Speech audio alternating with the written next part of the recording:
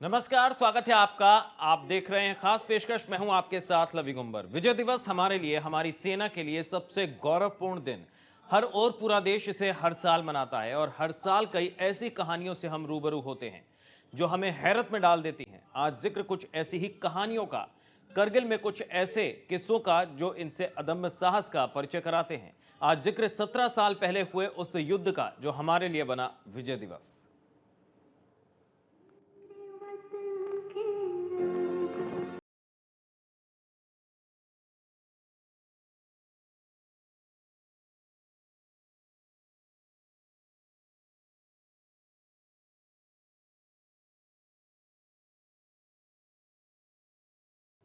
दरअसल एक तरफ 1999 का करगिल युद्ध और दूसरी तरफ आज 17वीं वर्षगांठ। हर ओर जश्न था, वीरों के अदम्य साहस के किस्से थे। लेकिन जरा इन दोनों तस्वीरों के बीच में खड़े होकर उस कहानी को दोबारा सुनाते हैं आपको।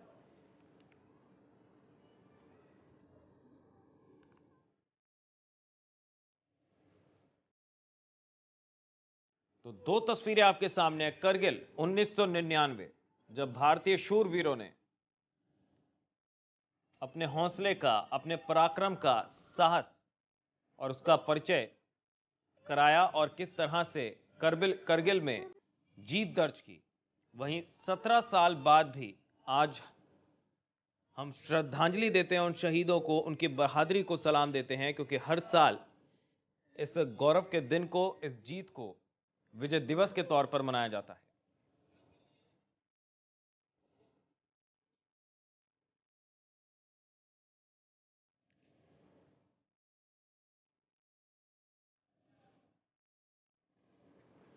तो दो तस्वीरें आप देख सकते हैं, करगिल 1999 की और 17 साल बाद आज जब उन शहीदों की कुर्बानी को याद किया, नमन किया, उनको श्रद्धांजलि दी, उनको श्रद्धा सुमन अर्पित किए देश के रक्षा मंत्री मनोहर पार्रिकर ने और सेना प्रमुख जनरल दलबीर सिंह सुहाग ने।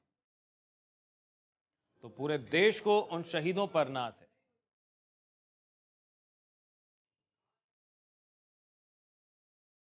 आज से 17 साल पहले करगिल की चोटी पर भारत का झंडा फहराकर भारतीय सेना ने पाकिस्तान को संदेश दे दिया था कि सरफरोशी की तमन्ना अब हमारे दिल में है, देखना है जोर कितना बाजुए कातिल में है। यही वजह है कि देश आज करगिल विजय दिवस मना रहा है। देखिए खास रिपोर्ट।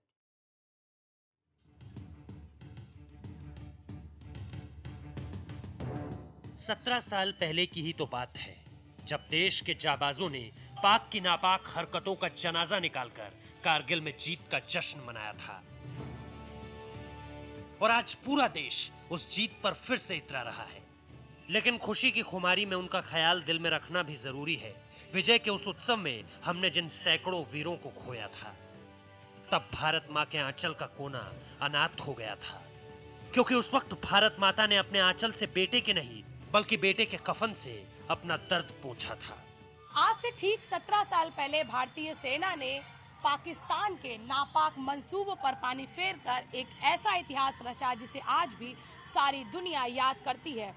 आज से ठीक 17 साल पहले भारतीय सेना ने कारगिल में एक ऐसी विजय गाथा लिखी जिसे सुनकर न सिर्फ विरोधी आज भी कांपते हैं, बल्कि भारतीय सेना के ऊपर या भारत के ऊपर नजरें उठाने से पहले 100 बार सोचते भी हैं। आज हमारा देश उन्हीं कारगिल में शहीद लोगों को श्रद्धांजलि दे रहा है। करगिल की विजय गाथा को आज पूरा देश गा रहा है। शहीद स्मारक पर यह तिरंगा लहरा रहा है, लेकिन उस जीत के मायनों में गम की गहरी लकीर भी छिपी है।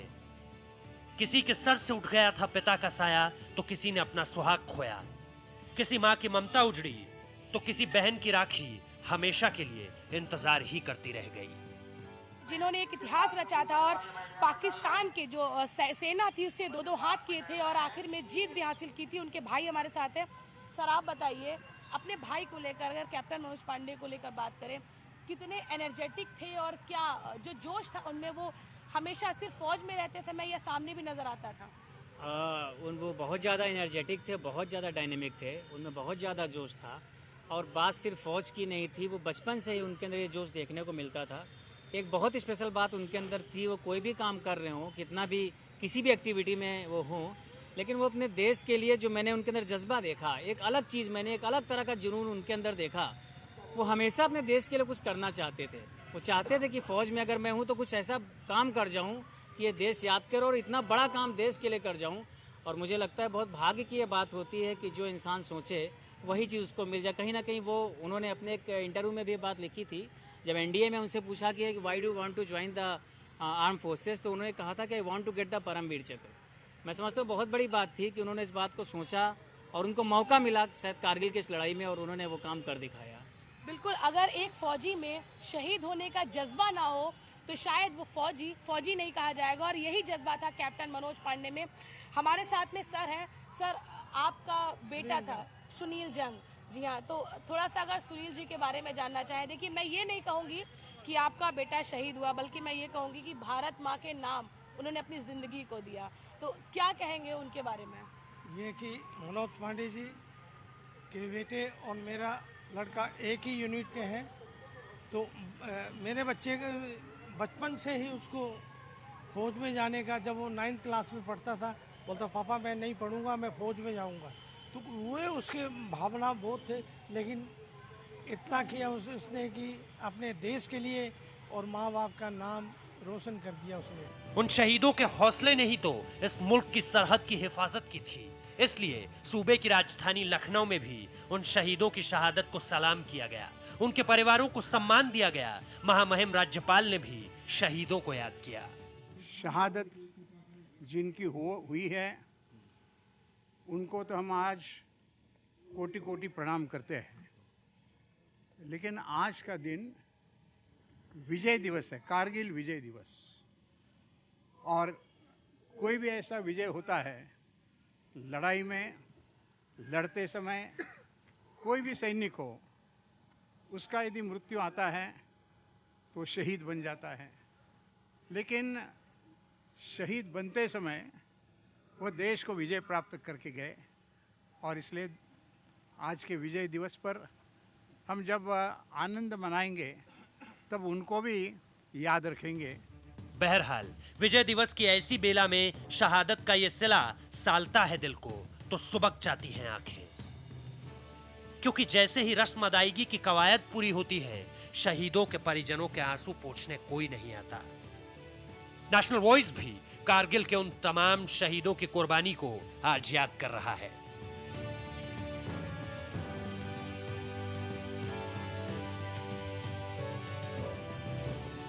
श्रुति गुप्ता के साथ रोहित जुगलान, नेशनल वॉइस, लखनऊ। तो करगिल फतेह की कहानी आज खुशी के साथ आंखों को भी नम कर देती है। जी हां, क्योंकि इसके लिए तमाम वीर सैनिकों को शहादत भी देनी पड़ी थी। आइए आपको बताते हैं कि देश भर में किस तरह से विजय दिवस मनाया गया।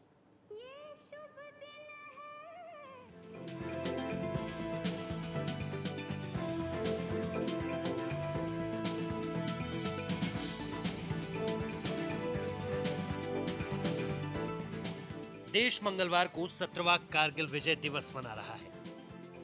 इस मौके पर अलग अलग शहरों में खास आयोजन किए गए हैं।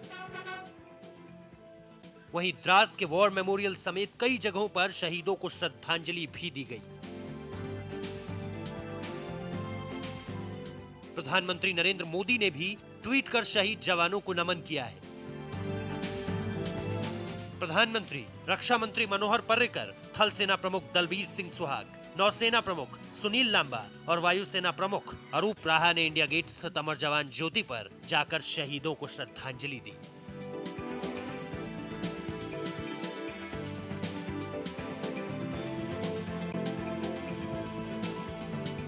प्रधानमंत्री ने भी ट्वीट किया, करगिल विजय दिवस पर मैं उन वीर सैनिकों के आगे सिर झुकाता हूं जिन्होंने अंतिम सांस तक भारत के लिए लड़ाई लड़ी। उनके वीर बलिदान हमें प्रेरित करते हैं। सोमवार को भी द्रास में बड़ी संख्या में लोगों ने कैंडल जलाकर जवानों की कुर्बानी को याद किया। Army chief general Dalbir Singh Suhag ने इस मौके पर कहा कि भारतीय सेना किसी भी संकट का सामना करने में सक्षम है। उन्होंने करगिल के शहीदों को श्रद्धांजलि अर्पित करने के बाद की बातें कही। इस दौरान उन्होंने शहीदों के परिजनों से भी मुलाकात की। गौरतलब है कि 1999 में भारतीय सेना ने करगिल में पाकिस्तानी घुसपैठियों को खदेड़कर भारतीय जमीन से बाहर कर दिया था। हर साल वीर सैनिकों की कुर्बानी और हमारी जीत को विजय दिवस के रूप में मनाया जाता है। ऑपरेशन विजय नाम के इस मिशन में 530 भारतीय वीर सपूतों ने अपने प्राण न्यौछावर किए थे। तो देखा आपने देश भर में आज कैसे विजय दिवस मनाया गया और श्रद्धांजलि दी गई उन कुर्बानियों को जो देश पर मर मिटे। कुछ और ऐसी ही कुर्बानियों का जिक्र करेंगे, उन्हें श्रद्धांजलि देंगे, उनकी याद करेंगे। इस छोटे से ब्रेक के बाद आप देखते रहिए खास पेशकश, जरा याद करो कुर्बानी।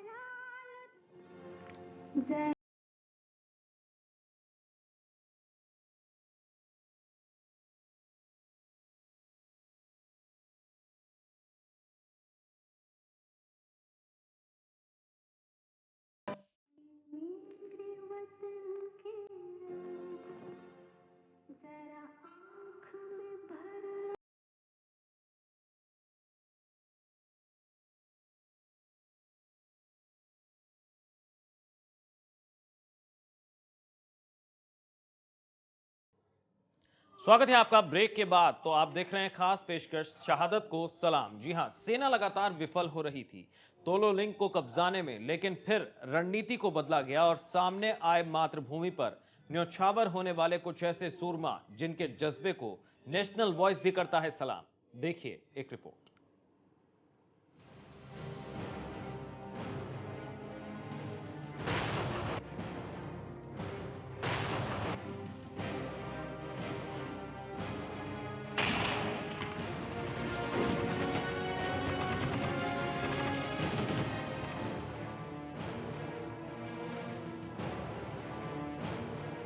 तोलोलिंग धधक रहा था। लगातार 6 घंटों से गोलियां, बम, मिसाइलों के वार झेल रहा था, लेकिन भारतीय सेना में मेजर विवेक गुप्ता की कमांड पर लगातार आगे बढ़ रही थी। यह लड़ाई पूरी रात चलती रही और इसी दौरान मेजर गुप्ता के 3 गोलियां लगी।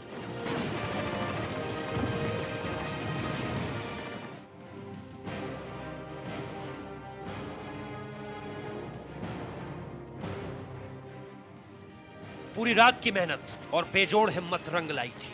हालांकि 7 जवान और 1 अफसर शहीद हुए, लेकिन सुबह तोलोलिंग पर तिरंगा शान से लहरा रहा था।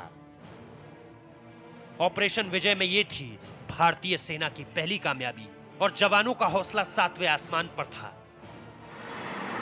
लेकिन यह महज पहली लड़ाई पर जीत थी, युद्ध तो अभी बाकी था।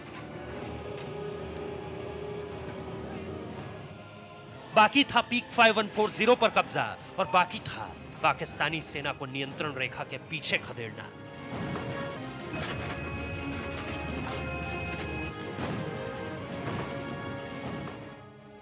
तोलोलिंग अब कब्जे में था। सेना की कुछ और टुकड़ियों को अब कारगिल भेजा जा रहा था और इसलिए अब लड़ाई और अच्छी तरह और खुलकर लड़ी जा सकती थी। लक्ष्य था पीक 5140। पहाड़ी पर चढ़ते या उतरते वक्त छिपने की कोई जगह नहीं थी। सो भारतीय सेना ने पीछे से चढ़ाई की और कैप्टन विक्रम बत्रा के अदम्य साहस के आगे पाकिस्तानी सेना की हार हुई।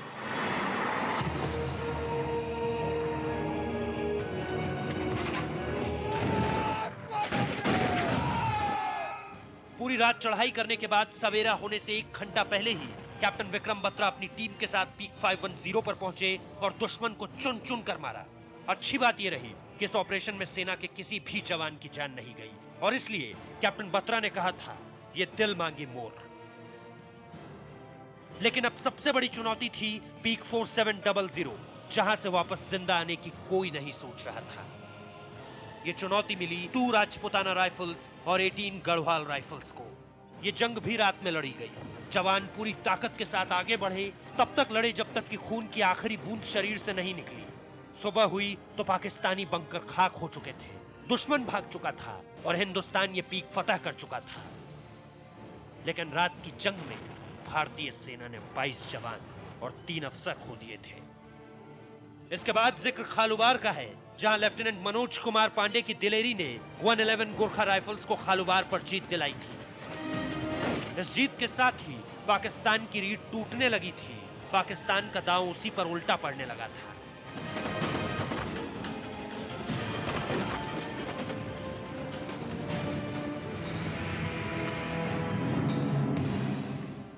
नियंत्रण रेखा में दुश्मन भारतीय चोटियों पर दिमक की तरह लगा हुआ था। कठिन लड़ाई के बाद भारत के पास अहम चोटियां आ चुकी थीं, फिर चाहे वो तोलोलिंग हो, पीक 5140 या फिर खालुबार हो। लेकिन जब तक पाकिस्तानियों को मशकूह की घाटियों से नहीं हटाया गया, तब तक पलटवार की आशंका बनी हुई थी। इस चोटी को फतेह करने के लिए जिम्मा मिला द्रास के वीर कैप्टन बत्रा को।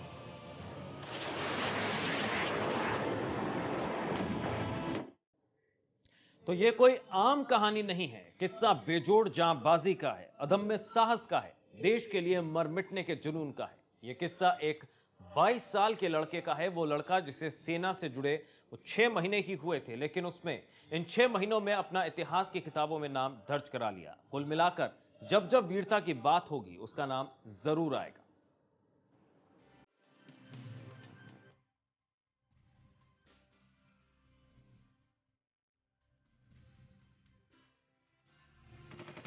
न जाने किस मिट्टी के बने होते हैं ये वीर। जान किसी और की खतरे में होती है और सीना ये अपना आगे कर देते हैं।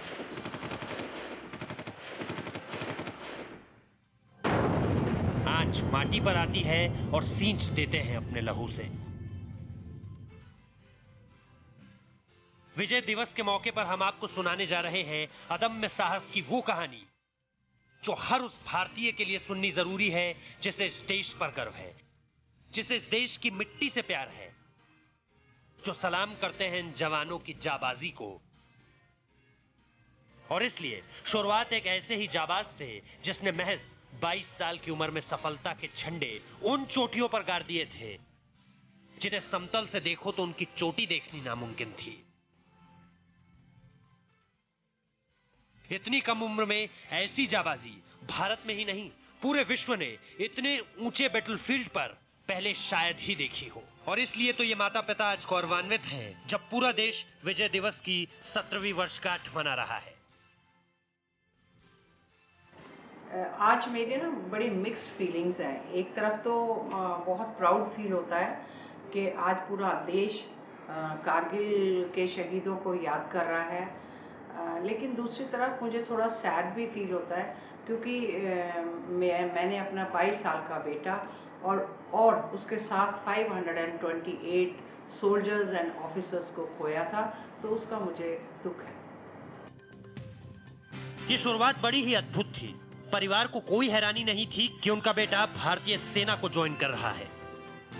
बचपन से ही एक अलग प्रतिभा, हर किसी का जैसे बचपन से ही दिल जीत लेने का हुनर था कैप्टन विजयंत थापर के अंदर। वो बचपन से ही वीर थे, इस बात में कोई दोहराए नहीं।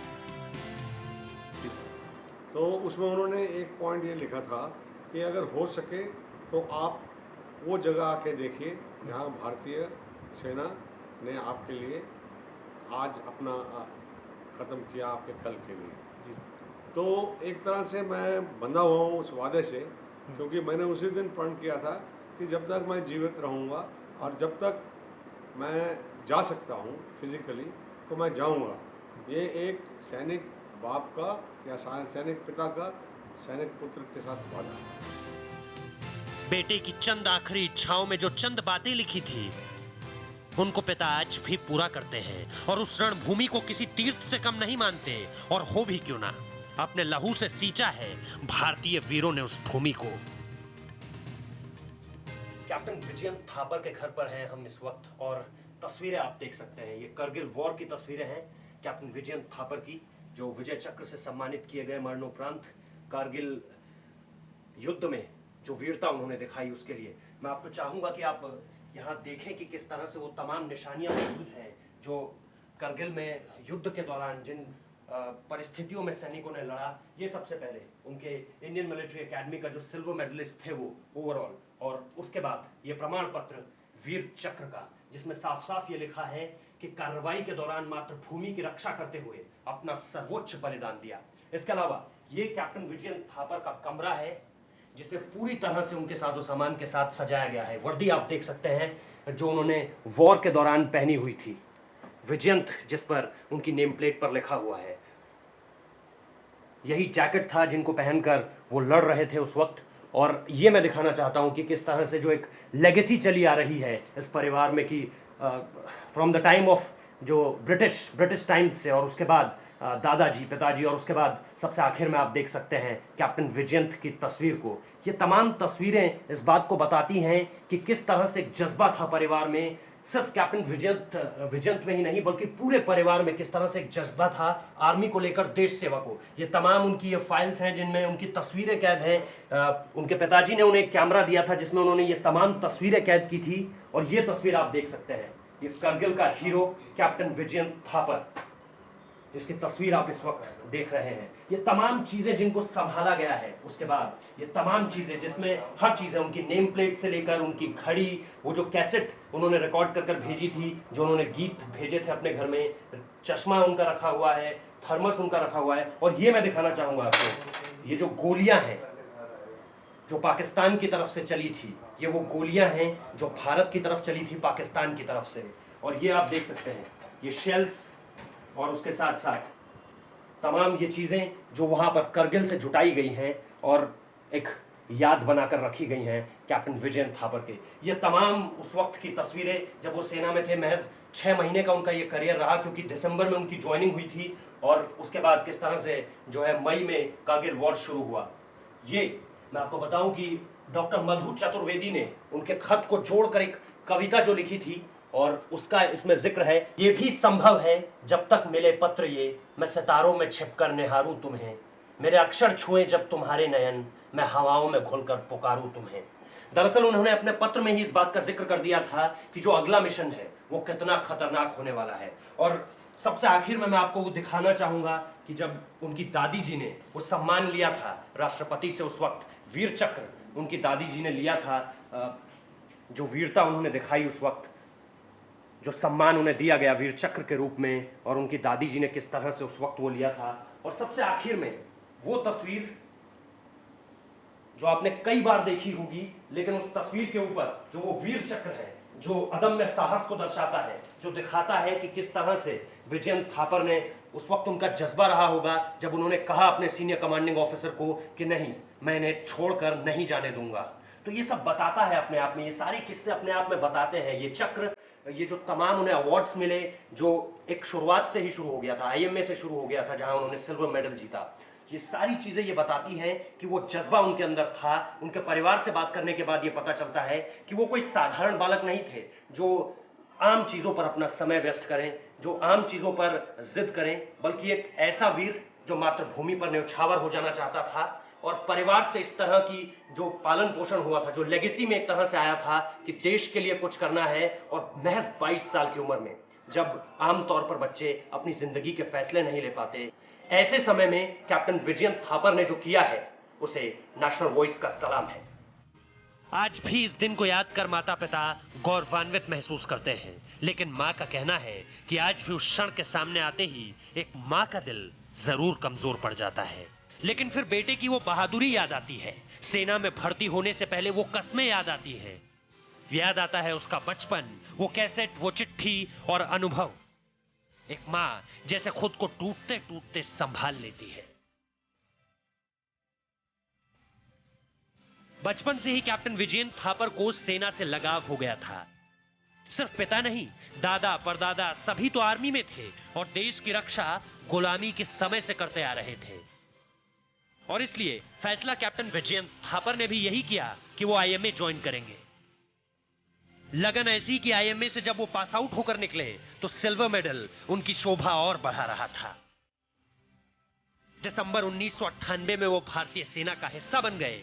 मां की आंखों में उस वक्त भी गर्व था, आज भी गर्व है। एक्चुअली जब कारगिल वॉर ऑन था और कारगिल जाने से पहले हमको कोई पता नहीं था कि विजयंत जो है वो कारगिल जा रहा है।